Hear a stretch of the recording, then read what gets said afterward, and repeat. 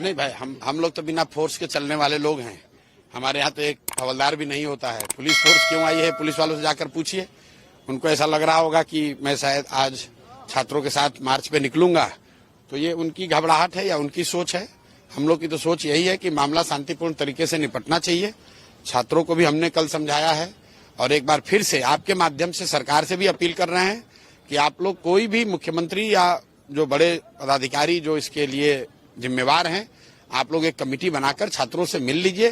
वो बिहार के बच्चे हैं, 4 लाख बच्चों के जीवन का सवाल है।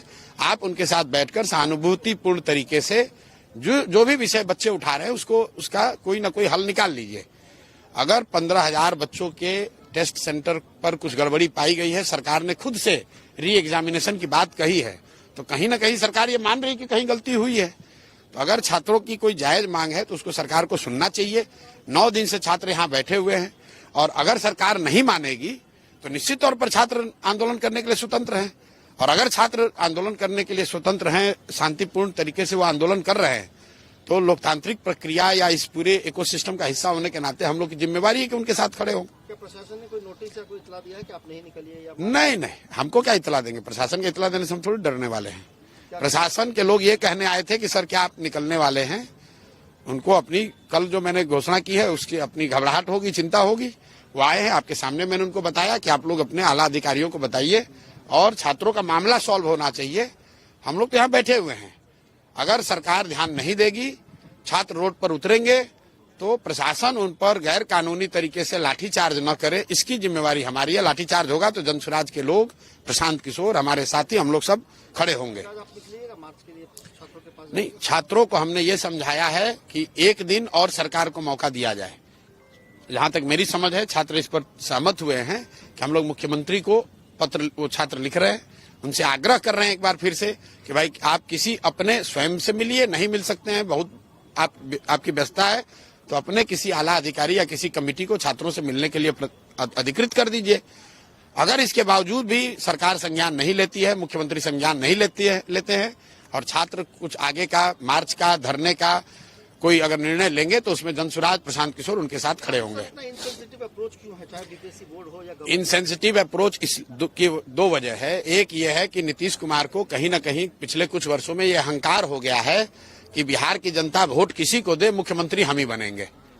तो उस आदमी को लोकतांत्रिक मूल्यों की कोई मतलब भावना का कदर ही नहीं रह गया है।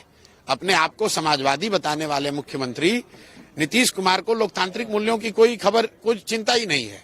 आए दिन आप पत्रकार हैं, आप देखते हैं कोई आंगनवाड़ी वर्कर के ग्रुप पर इन्होंने लाठी चलवा दी, अभी आशा वर्कर पर इन्होंने लाठी चलवा दिया, शिक्षक आए उन पर लाठी चलवा दिया, सरपंच और मुखिया मिलने आए उन पर लाठी चलवा दिया।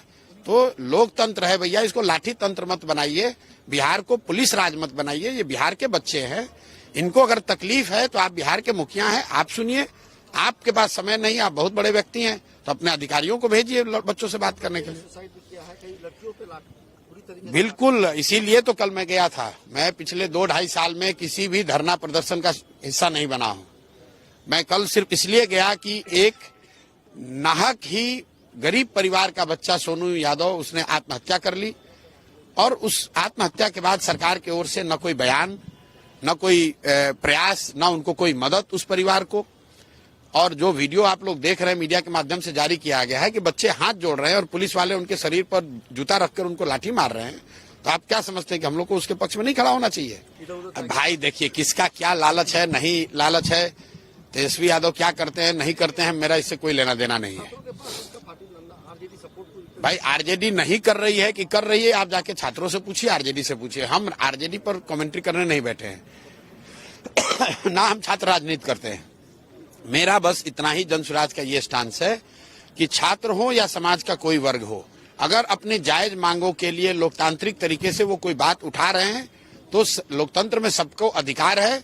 सरकार को लाठी तंत्र नहीं बनाना चाहिए।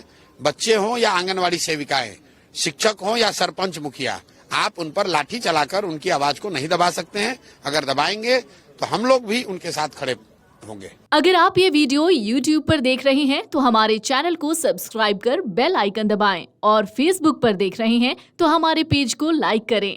8 मिलियन प्लस सब्सक्राइबर, आपके इस भरोसे के लिए बहुत धन्यवाद।